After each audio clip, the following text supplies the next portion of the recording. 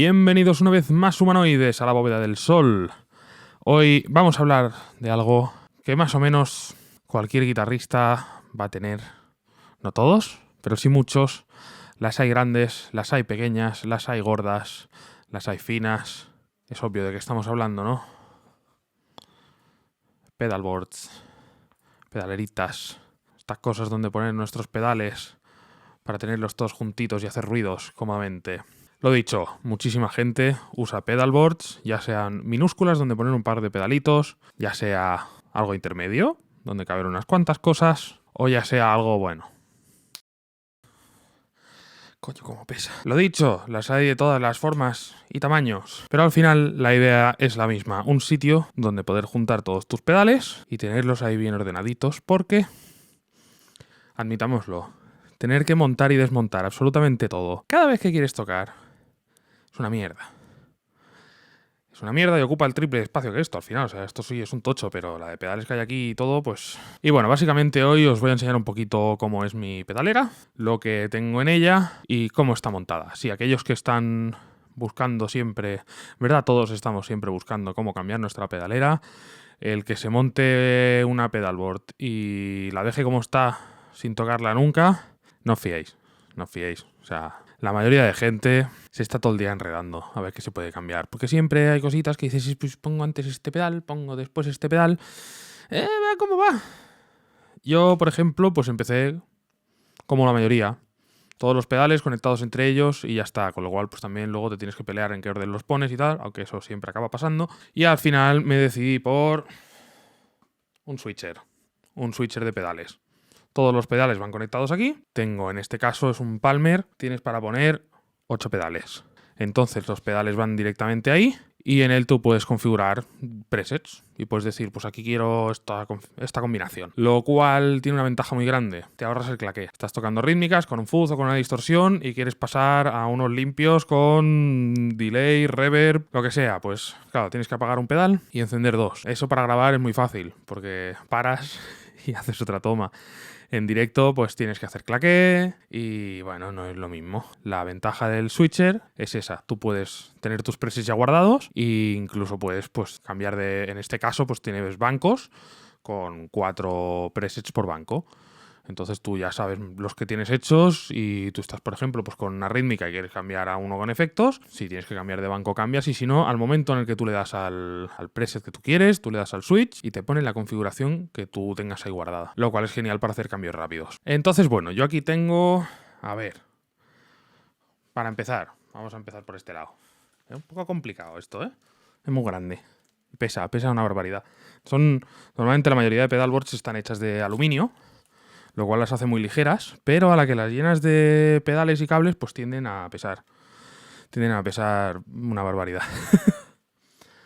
Bueno, básicamente en esta pedalera lo que tengo es lo siguiente. Primero de todo, un pedal de volumen, afinador, y luego tengo 3 fuzzes, una distorsión, reverb, delay, un pedal de sintetizador, un pedal de controlador de los presets del sintetizador, el switcher y un looper. Eso es lo que tengo montado ahora mismo. Directamente la guitarra entra directa, en mi caso por posicionamiento, la tengo puesta primero al pedal de volumen y luego al afinador. Normalmente lo prefiero al revés, primero el afinador, pero aquí por posicionamiento de las cosas y comodidad en el uso lo tengo puesto de esta manera. Y luego ya... De ahí entramos al switcher. Y en el switcher, pues todos los pedales conectados ahí y el output. Ya está. Entonces, posición de los pedales, tengo primero el Meris Enso, que es un sintetizador, un pedal sintetizador para guitarras y otros instrumentos. Y lo tengo primero porque después de mucho probarlo, no me gusta si está después de otros efectos. Es un pedal que le gusta estar el primero de todos y no le sienta muy bien. Si antes de él le pones distorsiones o delays o reverb, se pierde mucho. Entonces, en esta última configuración que estoy probando, lo he puesto el primero de todos y de momento me gusta mucho cómo funciona. Luego, distos Big Move, Tyrant, el Dr. Frankenstein y por último el Metalzone modificado. No es un Metalzone normal, no os asustéis, no es esa mierda, es un Metalzone modificado que suena bien. Y por último, un Boss Space Echo y una reverb, el TC Electronics, el Hall of Fame 2. Y el octavo loop lo tengo vacío, porque de momento eso es lo que hay. Básicamente, la idea es esa. en una sola superficie y poder tener todos tus pedales bien ordenados con un cableado ya permanente. El cableado, pues hay muchas maneras de hacerlo. Te puedes gastar una pasta en cables solderless, que son sin soldadura, que te los haces tú a medida y tal y cual, vale un dinero, me lo estuve mirando y... de momento va a ser que no. O puedes coger tú conectores bien y cableártelo como buenamente puedas. La gracia es que la mayoría de pedaleras de estas además tienen abajo un hueco para poder poner una fuente de alimentación y tener todos los pedales bien alimentados. Al final la idea es esta, que tú puedas coger la pedalboard. Bueno, la mayoría tienen su funda, su bolsa de transporte. Las hay que son con fly case y pesan 400 billones de kilos. Las hay que van con una bolsa normal y corriente. La abres y tienes dentro tu pedalera. Entonces la gracia es esa, que lo puedes llevar tal cual. Lo metes en la bolsa, llegas a un bolo, llegas a un ensayo, a un estudio, donde sea. Sacas tu pedalera, la pones, te enchufas y a tocar.